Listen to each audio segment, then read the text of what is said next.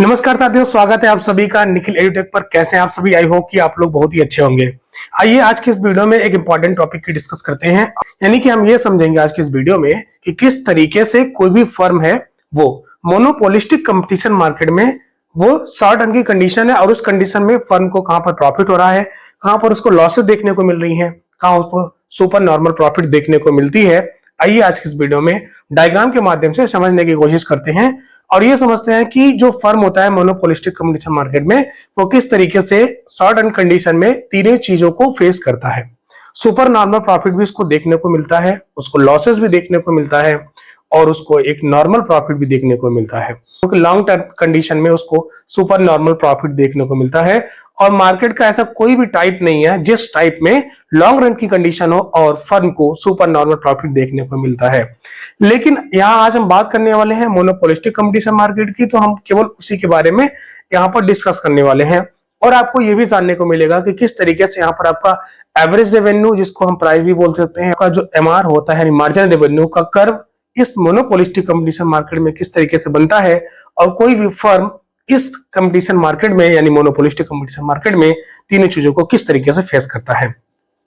तो सबसे पहले हम यहाँ पर अपनी इस हेडिंग को लिख लेते हैं, जिस हेडिंग को आज हम पढ़ने वाले हैं। तो बेसिकली आज का जो हेडिंग हमारा होने वाला है, जो टॉपिक होने वाला है, वो ये होने वाला है कि price and output determination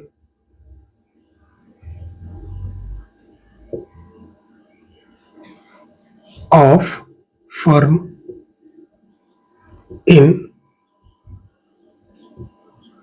short run in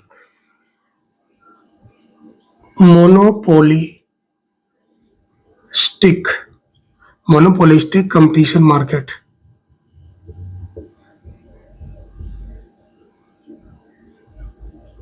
ठीक है, ये हमारा क्या है, टॉपिक है, इसको पढ़ने आज के इस वीडियो में। Price and output determination of firm in short run in monopolistic competition market, यानी कि इस कंपटीशन मार्केट में शॉर्ट रन की कंडीशन है और उस कंडीशन में कोई भी फर्म है, उस फर्म को तीन चीजें फेस करने को मिलती है, यानी इसके उनके सामने तीन चैलेंजेस आते हैं निकल के। वो चैलेंजेस पहले हम समझते हैं, यहाँ पर चैलेंजेस क्या होने वाले तीनों को। पहले यहाँ पर हो सकता है फर्म को पहला क्या, सुपर नॉर्मल प्रॉफिट भी देखने को मिल सकता है, सुपर नॉर्मल प्रॉफिट। और अगला चीज क्या देखने को मिल सकता है फर्म को, मिनिमम लॉस। मिनिमम लॉसेस देखने को मिल सकता है और तीसरी कंडीशन है उसको नॉर्मल प्रॉफिट देखने को मिल सकता है। ठीक है, ये तीनों कंडीशन है और ये तीनों कंडीशन में किसी भी फर्म को मोनोपोलिस्टिक कंपटीशन मार्केट में ये चीजें तीनों फेस करने को मिलता है। अब इन्हीं चीजों को यहाँ पर जो तीनों चीजें लिखी हुई हैं, जिनको कि कोई भी फर्म है वो मोनोपोलिस्टिक कंपटीशन मार्केट में इनको झेलना पड़ता है, इनके सामने ये चीजें देखने को मिलती हैं। कभी हो सकता है फर्म को सुपर नॉर्मल प्रॉफिट उसको मिल जाए तो बहुत ज्यादा हैप्पी हो जाएगा, कभी हो सकता है कि इसको मिनिमम लॉसेस हो। मिनिमम लॉसेस को बेसिकली हम लॉस बोल देते हैं। अब इसको कोई और मत समझिएगा, मिनिमम लॉसेस चाहे बोले और ऐसे हम जनरली बोल सकते हैं लॉसेस, तो चाहे मिनिमम लॉस बोले चाहे लॉसेस बोले, बोथ आर सेम। अगला है जो आपका नॉर्मल प्रॉफिट, यानी कि तीनों कंडीशन आपके सामने है। अब एक एक करके हम डायग्राम को बना करके आपको समझाते हैं कि किस तरीके से यहाँ पर चीजें निकल के आती हैं। और एक चीज और आपको पता होगा कि आपका जो मोनोपोली होती है, मोनोपोली में जो आपका एवरेज रेवेन्यू होता है, जिसको एआर कर बोलते हैं, उनका जो स्लोप होता है वो ज्यादा स्टीपर होता है।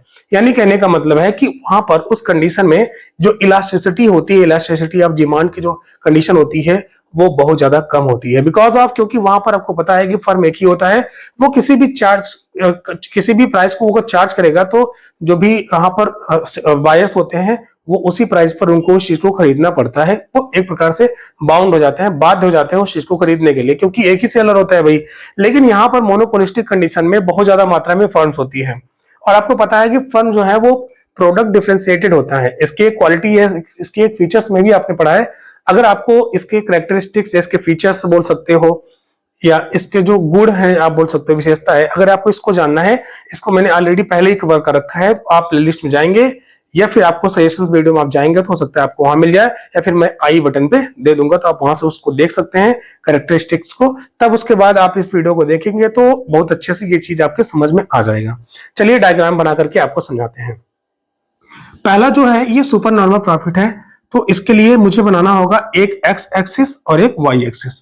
तो ये आपका इमेज थोड़ा सा छोटा रहेगा बिकॉज क्योंकि जगह कम है और सभी के नीचे मुझे इमेज बनाना पड़ेगा, यहाँ भी तो वहां भी। तो इस चीज को समझना है आपको ध्यान से।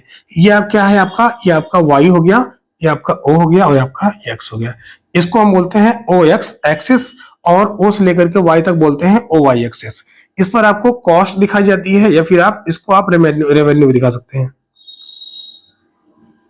ठीक है, रेवेन्यू भी दिखा सकते हैं। और यहाँ पर आपको आउटपुट दिखाना है, आउटपुट दिखा सकते हैं या फिर आप प्रोडक्शन दिखा सकते हैं और इसी आउटपुट को हम क्यू भी बोल सकते हैं, ठीक है ना। ये हो गया।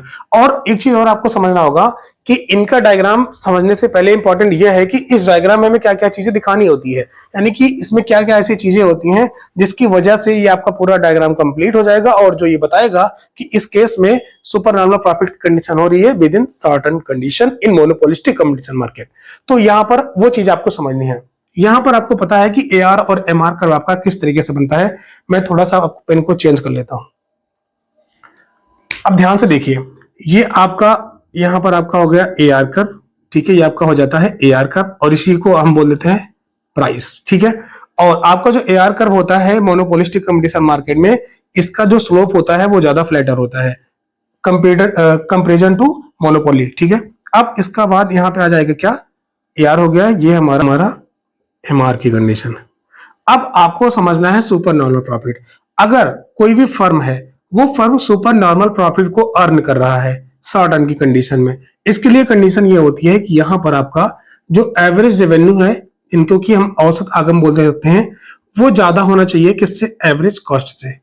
अगर ये कंडीशन है यानी कि एवरेज रेवेन्यू आपका ज्यादा होगा एवरेज कॉस्ट से, तो उस कंडीशन में कोई भी फर्म होगा उस फर्म को सुपर नॉर्मल प्रॉफिट देखने को मिलेगा। तो हमको यहाँ पर क्या करना है, एवरेज रेवेन्यू को ज्यादा दिखाना है एवरेज कॉस्ट से। आपका ये एवरेज रेवेन्यू है, अभी आपको एवरेज कॉस्ट या फिर मार्जिनल कॉस्ट दोनों को बनाना पड़ेगा। एवरेज रेवेन्यू को ज्यादा दिखाने के लिए एवरेज कॉस्ट को कम दिखाना पड़ेगा। इसके लिए हम क्या कर सकते हैं, यहां से हमने पहले बनाया एक एसी कर्व, ये हमारा हो गया एसी कर्व। और आपको पता है कि एसी और एमसी में जो रिलेशन होता है वो ये होता है कि हमेशा एसी को एमसी नीचे से कट करते हुए ऊपर की तरफ जाती है। ये आपको कंडीशन पता होनी चाहिए, तभी आप डायग्राम बना सकते हैं। तो इसके लिए क्या करना है, यहां से एक एमसी, सॉरी ऐसे नहीं बनेगा, ये आपका थोड़ा सा कुछ इस तरीके से बनेगा।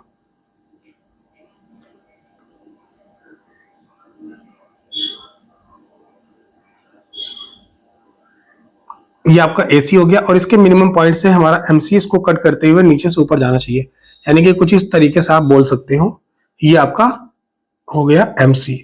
अब आपको पता है कि जहां पर हमारा एमआर और एमसी एक दूसरे को कैंसिल आउट करते हैं, यानी कि यहां पर प्रतिच्छेद कर रहे हैं, तो उस कंडीशन में हम एक लाइन ऊपर ड्रा कर देंगे यहां पर ऐसे और इसको नीचे तक बढ़ा देंगे, ठीक है। तो अब इसको हम यहां पर मिला देंगे तो ये हमारी हो जाएगी प्राइस। ये पी दिखा रहा है तो ये हमारी हो जाएगी प्राइस और उसके बाद ये हमारी प्राइस लाइन हो गई। और यहां पर आप देख सकते हैं ये हमारी एमसी एसी ये बन गया। अब आपको यहाँ पर खेला समझना है, यानी कि ये चीजें समझनी है कि हमको एआर देखनी है और एसी देखनी है। अब जो हमारा फर्म है वो इक्विलिब्रियम कंडीशन में कब आएगी, आपको पता है कंडीशन, पहला क्या कंडीशन है कि हमारा एमआर और एमसी वो एक दूसरे को क्या करना चाहिए, काटना चाहिए। और जो हमारा एमसी है वो एमआर को नीचे से ऊपर काटते हुए जाना चाहिए, एमआर को एमसी नीचे से ऊपर काटते हुए जाना चाहिए। उसी तरीके से हमारा एमसी और एसी में भी कंडीशन होती है कि हमारा एसी को एमसी उसके मिनिमम पॉइंट से काटते हुए ऊपर जानी चाहिए, ठीक है। अगर आपको जानना ही है कि किस तरीके से एसी और एमसी में रिलेशन होता है तो आपको इसको प्लेलिस्ट में आप जाएंगे तो प्लेलिस्ट में आपको पूरी वीडियो मिल जाएगी, तो वहां पर आपको समझ में आ जाएगा कि आपका एसी और एमसी में किस तरीके से रिलेशन है। और क्वेश्चन भी एग्जामिनेशन कोई भी आप देंगे इकोनॉमिक्स बेसिकली, उसमें आप देखेंगे कि एमसी और एसी से बहुत ज्यादा क्वेश्चंस आते हैं। इसके कैरेक्टरिस्टिक सही क्वेश्चन पूछ लेता है, यानी कि आपसे पूछ सकता है कि एसी ये इस तरीके से रिएक्ट क्यों करता है और एमसी इसको नीचे से काटते हुए ऊपर क्यों जाता है। अगर ऐसा होता है तो उस कंडीशन क्या बनती है। बहुत सारे एमसीक्यू क्वेश्चन इस तरीके से बन चुके हैं, आप इसको प्रीवियस एग्जाम में भी देख सकते हैं। इकोनॉमिक्स जो भी एग्जाम हुआ है अभी तक, जितने भी एग्जाम्स हो रहे हैं अभी भी, तो उसमें इन सभी से क्वेश्चन बहुत ज्यादा भर भर के आते हैं। तो आपको यहाँ पे समझना है AR और AC को, ध्यान से देखेंगे। तो उसके बाद आपको देखना है, हम ये लाइन जो ड्रा किए हैं अब इसको देखना ध्यान से, ये पूरी लाइन हमारी है, ठीक है, और ये हमारा हो गया AC। इसका हम नाम दे देते हैं बेसिकली, इसका नाम हो गया Q और इसका नाम दे देते हैं K, ठीक है। और उसके बाद यहां पर आप देख सकते हैं हमारा एवरेज कॉस्ट कितना है, तो नीचे से ऊपर जाएंगे, ये हमारा AC गया है, तो इस पॉइंट को अगर हम नाम दे देंगे, क्या नाम दे देंगे इसको हम नाम देते हैं E, ठीक है, और इस लाइन को हम यहां पर मिला देंगे। अब क्या होगा, यहां पर समझने वाली बात है, Q से लेकर के K तक, इसको हम बोल सकते हैं Q से लेकर के K तक, ये हमारा पूरा हो जाता है AR। क्या हो जाता है? पूरा AR, क्योंकि आप देख सकते हैं Q से लेकर के K तक ये पूरी लेंथ है, और ये जो पूरी लेंथ है ना, यही चीज आपको दिखाती है AR।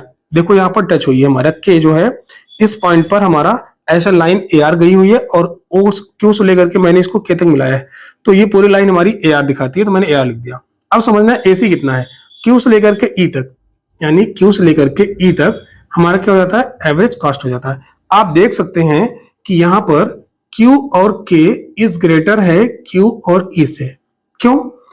Q से लेकर के K तक ये हमारा ज्यादा है, और Q से लेकर के E तक हमारा कम है। कहने का मतलब ये है कि हमारा अगर Q के ज्यादा है, Q के क्या दिखाता है? AR, तो AR लिख देंगे। अब AR हमारा क्या है? ग्रेटर है, QE का मतलब AC। तो आप समझ सकते हैं कि हमारा AR ज्यादा है AC से, यानी कि AR is greater than AC।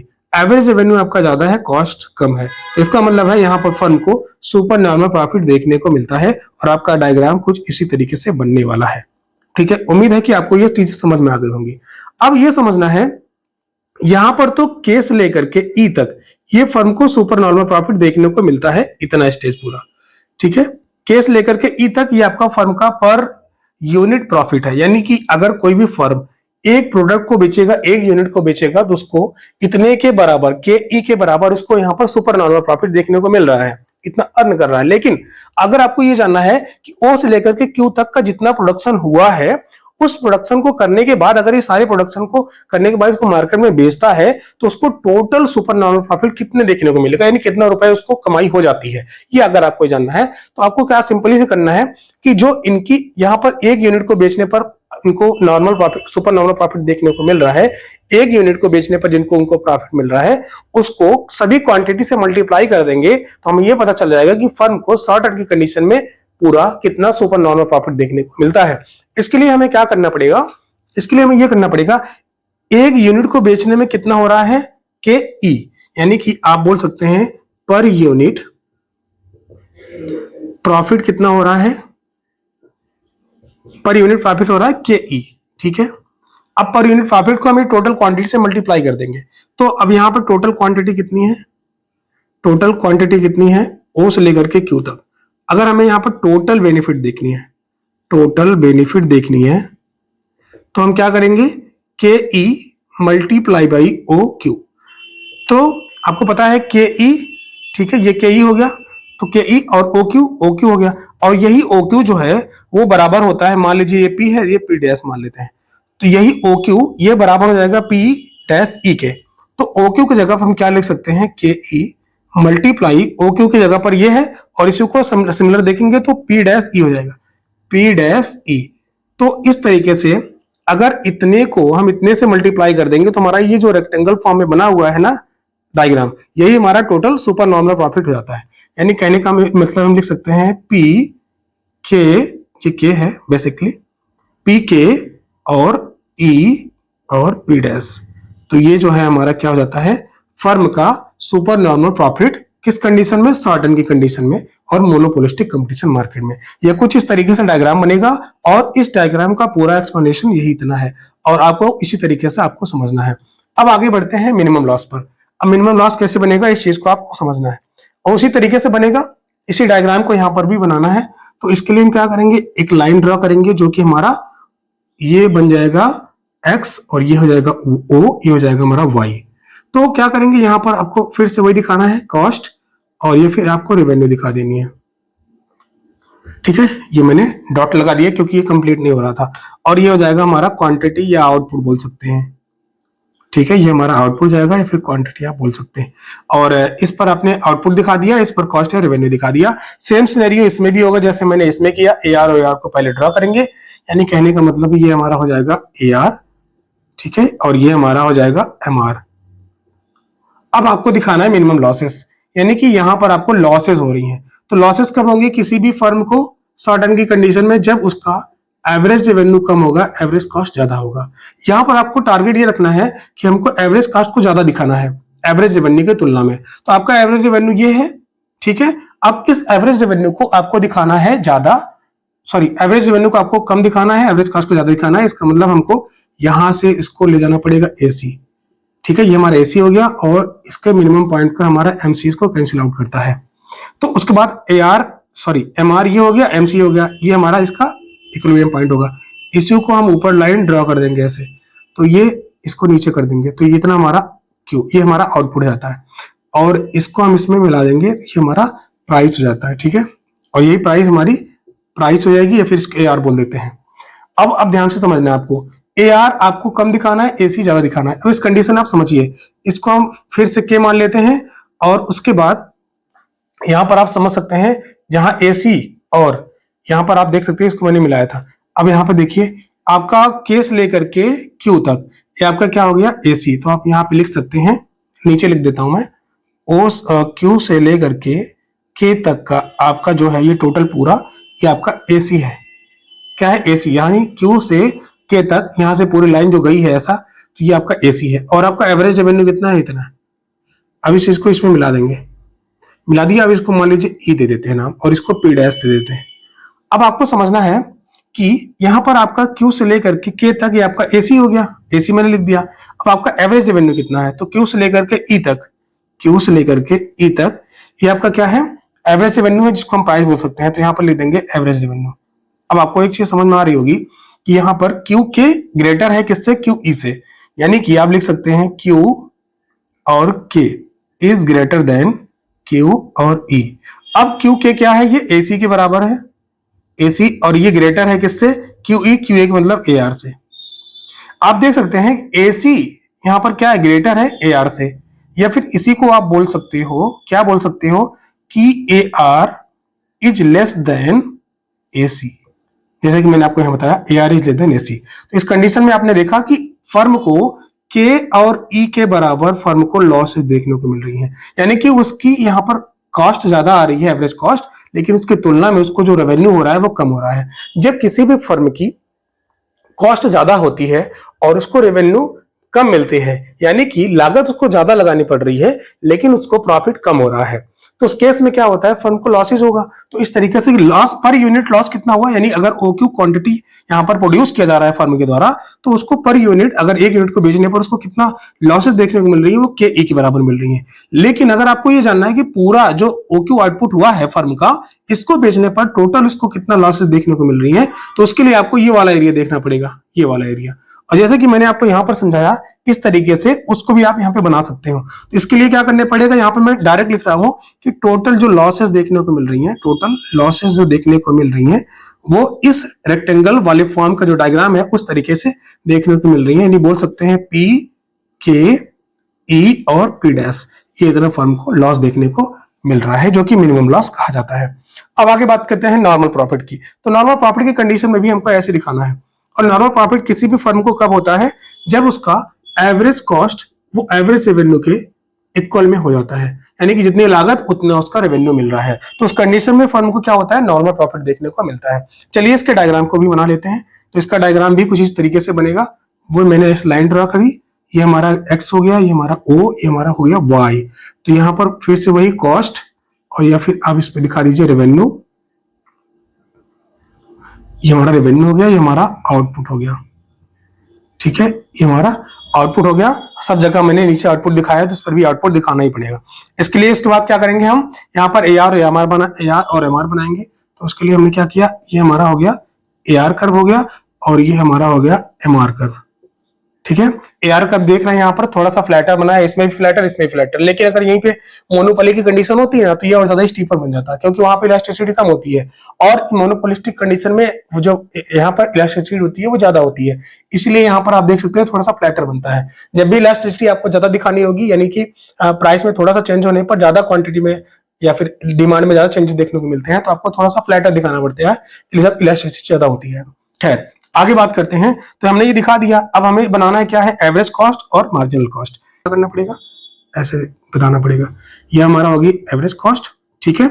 और उसके बाद हमें ये दिखाना पड़ेगा आपको, ये हो गया, ये इधर इसको एमसी यहाँ पे कैंसिल आउट कर दिया, तो ये इसको क्या हुआ, मिलाते हुए जा रहा है, ये एक लाइन मैंने ड्रॉ किया, ठीक है, ये लाइन मैंने ड्रॉ किया, और इस लाइन पर आपको पता ही है कि यहाँ पर इसको आप के दिखा दीजिए, ये हमारा के हो गया, और इसको मैंने इसमें मिला दिया, ये हमारा पी हो गया, ठीक है, ये हमारी क्यू हो गई, जितना आउटपुट फर्म बना रहा है। अब आगे कंडीशन देखिए, इसमें क्या होगा, आपको समझने वाली बात यह है कि यहाँ पर एवरेज कॉस्ट और एवरेज रेवेन्यू की बात करेंगे, तो क्यू से लेकर के क्यू तक आप लिख दीजिए क्यू और के, ये टोटल हो गई हमारी एवरेज रेवेन्यू, ठीक है, ये एवरेज रेवेन्यू हो गई, और क्यू से लेकर के क्यू के तक का ये हमारा एवरेज कॉस्ट इसी लाइन से जा रहा है, तो ये हमारा हो गया एवरेज कॉस्ट, ठीक है। अब आप देख सकते हैं क्यू के बराबर है क्यू के, इसका मतलब है कि एवरेज रेवेन्यू बराबर होगा एवरेज कॉस्ट के। अगर आपको पता है कि हमारा एवरेज रेवेन्यू एवरेज कॉस्ट के बराबर हो जाता है, तो उस कंडीशन में फर्म को नॉर्मल प्रॉफिट देखने को मिलता है, नॉर्मल प्रॉफिट देखने को मिलता है। तो कुछ इस तरीके से यहाँ पर आपने समझा कि शॉर्ट टर्म की कंडीशन में मोनोपोलिस्टिक कंपटीशन मार्केट में कोई भी फर्म होता है, वो फर्म किस तरीके से सुपर नॉर्मल प्रॉफिट उसको देखने को मिलता है और उसको मिनिमम लॉसेस देखने को मिलता है, और साथ ही साथ फर्म को यहाँ पर नॉर्मल प्रॉफिट भी देखने को मिलता है। अब क्वेश्चन किस तरीके से यहाँ पर बनाता है वो आप समझ लीजिए। क्वेश्चन इस तरीके से आपसे पूछेगा कि आप बताइए शॉर्ट टर्म की कंडीशन में है और मोनोपोलिस्टिक कंपटीशन मार्केट की बात की जा रही है, तो उस कंडीशन में जो आपका एआर कर्व होता है यानी एवरेज रेवेन्यू कर्व जो होता है उसका स्लोप किस तरीके से होता है। अगली बात यह है कि यह भी पूछा जा सकता है कि शॉर्ट टर्म की कंडीशन में मोनोपोलिस्टिक कंपटीशन मार्केट में कोई भी फर्म, उसको शॉर्ट टर्म की कंडीशन में दो चीजें फेस करने को मिलती हैं, तीन चीजें फेस करने को मिलती हैं। नेक्स्ट वीडियो में बात करेंगे कि किस तरीके से मोनोपोलिस्टिक कंपटीशन मार्केट में लॉन्ग टर्म में किसी भी फर्म को क्या फेस करने को मिलता है। आई होप आप समझ पाएंगे कि आपको सीधी बात है कि मोनोपोलिस्टिक कंपटीशन मार्केट हो, सिर्फ मोनोपोली को छोड़ के सभी फर्म को लॉन्ग रन की कंडीशन में एक नॉर्मल प्रॉफिट अर्न करने को मिलता है। इसका रीजन क्या है, इसके पीछे की लॉजिक किस तरीके से काम करती है, मैंने आपको फर्दर इसके प्रीवियस वाले एग्जांपल में या फिर प्रीवियस वाले क्लास में आपको समझा दिया है। फिर भी इस सेशन से रिलेटेड कोई भी डाउट है आप कमेंट बॉक्स में पूछ लीजिएगा। सेशन कैसा लगा, आपका फीडबैक हमारे लिए इंपॉर्टेंट है। सेशन के बारे में एक थोड़ा सा प्यारा सा कमेंट कर दीजिएगा, और ऐसे इन्फॉर्मेशन के लिए आप हमें फॉलो या सब्सक्राइब कर सकते हैं। मिलते हैं टॉपिक के साथ, तब तक के लिए आप अपना ख्याल रखिए। धन्यवाद।